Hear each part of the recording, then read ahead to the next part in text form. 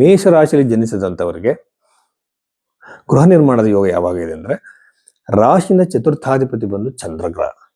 Usual ಆಗಿ ಮೇಷರಾಶಿಯಲ್ಲಿ ಜನಿಸಿದಂಥವರು ಸುಂದರವಾಗಿ ಕಾಣಿಸುವಂತಹ ಮನೆಗಳು ಕಟ್ಟೋದಕ್ಕೆ ಆಸೆ ಪಡ್ತಾರೆ. ಬಹಳ ಚೆನ್ನಾಗಿರಬೇಕು, ಪ್ರತಿಯೊಂದು ಕೂಡ ಅಷ್ಟು ನೀಟಾಗಿ ಚೆನ್ನಾಗಿ ಅಂದವಾಗಿ ಕಾಣಬೇಕು ಅನ್ಬೋದು. ಅವ್ರಿಗೆ ಎಲ್ಲೇ ಇರಲಿ, ಅವ್ರು ಬಾಡಿಗೆ ಮನೆಯಲ್ಲಿರಲಿ, ಬೋಗ್ಯದ ಮನೆಯಲ್ಲಿರಲಿ, ಸಣ್ಣದಾಗಿ ರೂಮ್ ಮಾಡ್ಕೊಂಡಿರ್ಲಿ, ಅದು ಅಷ್ಟು ನೀಟಾಗಿರ್ಬೇಕು ಅಂತ ಅನ್ಕೊಳ್ಳೋದು.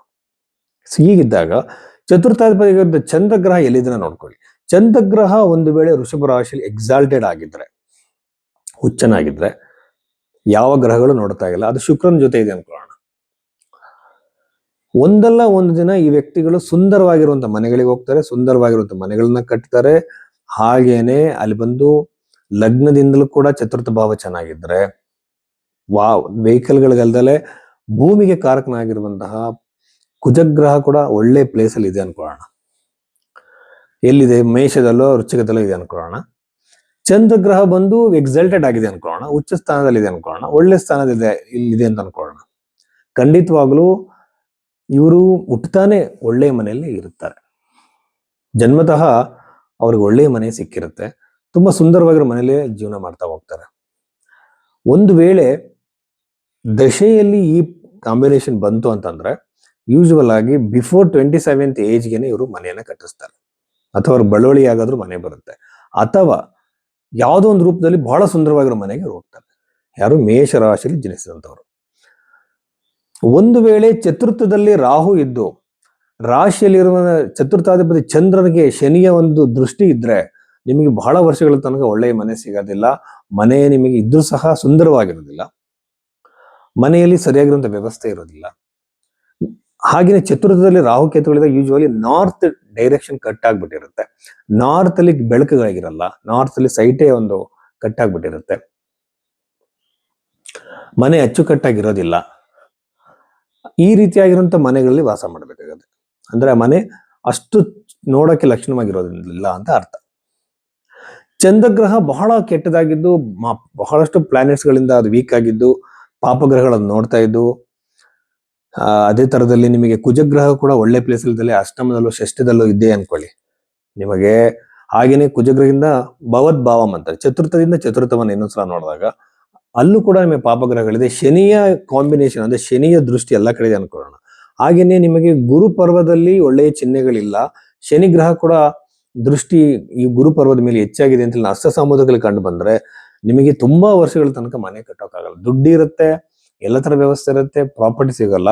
ಹಾಗೇನೆ ಚೆನ್ನಾಗಿ ಇಲ್ಲದೆ ಇರುವಂತಹ ಮನೆಗಳಲ್ಲಿ, ವ್ಯವಸ್ಥೆ ಇಲ್ಲದೆ ಇರುವಂತಹ ಮನೆಗಳಲ್ಲಿ ಜೀವಿಸ್ಬೇಕಾಗತ್ತೆ. ಸೊ ಹಾಗೇನೆ ಗೃಹ ನಿರ್ಮಾಣಕ್ಕೂ ಕೂಡ ನಿಮಗೆ ಒಳ್ಳೆ ಪ್ಲೇಸ್ ಸಿಗೋದಿಲ್ಲ, ಹಣ ಒದಗಿ ಬರಲ್ಲ, ಪ್ರಾಪರ್ಟಿ ಖರೀದಿ ಮಾಡೋಕ್ಕಾಗೋದಿಲ್ಲ, ಈ ತರ ಡಿಲೇ ಆಗ್ತಾನೆ ಇರುತ್ತೆ. ಇಲ್ಲಿ ಇಂತಹ ಸಂದರ್ಭದಲ್ಲಿ ಚತುರ್ಥಾಧಿಪತಿ ಸಂಬಂಧಪಟ್ಟಂತಹ ಮಂತ್ರ ಜಪಗಳು, ದಾನಗಳನ್ನು ನಾವು ಮಾಡಬೇಕು.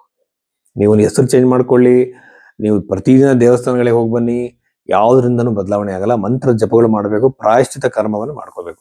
ಯಾವ ಕರ್ಮದಿಂದ ನಮಗೆ ಸಮಸ್ಯೆ ಬಂದಿದೆ ಅದೇ ಕರ್ಮವನ್ನು ಮಾಡಿ ಸರಿ ಮಾಡ್ಕೋಬೇಕು. ಇದು ಪ್ರಾಯಶ್ಚಿತ ಕರ್ಮ. ಇದನ್ನ ಭೈರವಿ ಅಷ್ಟು ಹೇಳುತ್ತೆ ಹೊರತು ನಿಮಗೆ ಒಂದು ಪೂಜೆ ಮಾಡಿಸಿ ನಿಮ್ಮ ಪಾಪ ಎಲ್ಲ ಕಳೆಯುತ್ತಂದ್ರೆ ಯಾವತ್ತೂ ನಾವು ಹೇಳಿಲ್ಲ. ಸೊ ಈ ರೀತಿಯಾಗಿ ನಿಮ್ಮ ಜಾತಕವನ್ನು ನೋಡ್ಬೇಕಾಗತ್ತೆ. ಸೊ ಹೀಗೆ ಮೇಷರಾಶಿಯವರಿಗೆ ಗೃಹ ನಿರ್ಮಾಣದ ಯೋಗದ ಬಗ್ಗೆ ನಾವು ನೋಡ್ಬೋದು. ಹಾಗೆಯೇ ಗ್ರಂಥಗಳಲ್ಲಿ ಇನ್ನ ಹಲವಷ್ಟು ವಿಚಾರಗಳನ್ನ ಹೇಳಿದ್ದಾರೆ.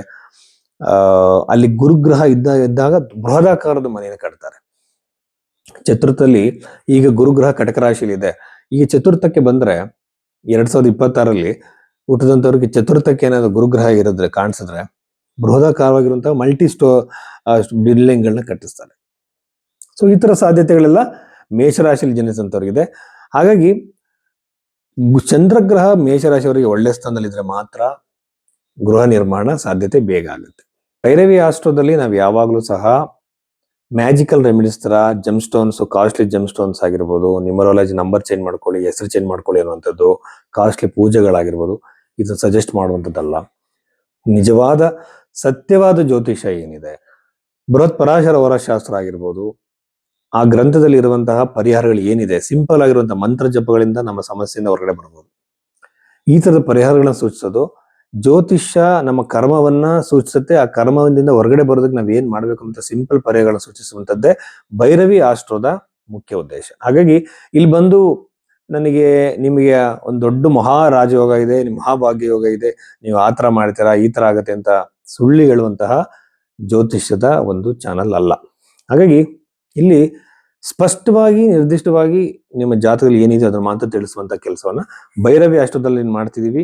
ನೀವು ನಿಮ್ಮ ಒಂದು ಜಾತಕವನ್ನ ಕಳಿಸಿದ್ರೆ ಹಸ್ತ ಸಾಮುದ್ರಿಕೆ ಮತ್ತು ಜಾತಕ ಎರಡನ್ನೂ ಹೊಂದಾಣಿಕೆ ಮಾಡಿ ನಮ್ಮಲ್ಲಿರುವಂತಹ ನನ್ನಿಂದಲೇ ಟ್ರೈನರ್ ಆಗಿರುವಂತಹ ಜ್ಯೋತಿಷರು ನಿಮ್ಮ ಹಾರೋಸ್ಕೋಪ್ ಅನಾಲಿಸಿಸ್ ಮಾಡಿ ನಿಮಗೆ ಒಂದು ಆಡಿಯೋ ರೆಕಾರ್ಡಿಂಗ್ ನ ಕೊಡ್ತಾರೆ.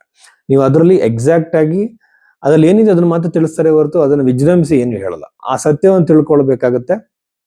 ಅಟ್ ದ ಸೇಮ್ ಟೈಮ್ ಪರಿಹಾರಗಳು ಕೂಡ ಯಾವುದೇ ತರದ ಕಾಸ್ಟ್ಲಿ ಪೂಜೆಗಳನ್ನು ನಿಮಗೆ ಸೂಚಿಸಲ್ಲ.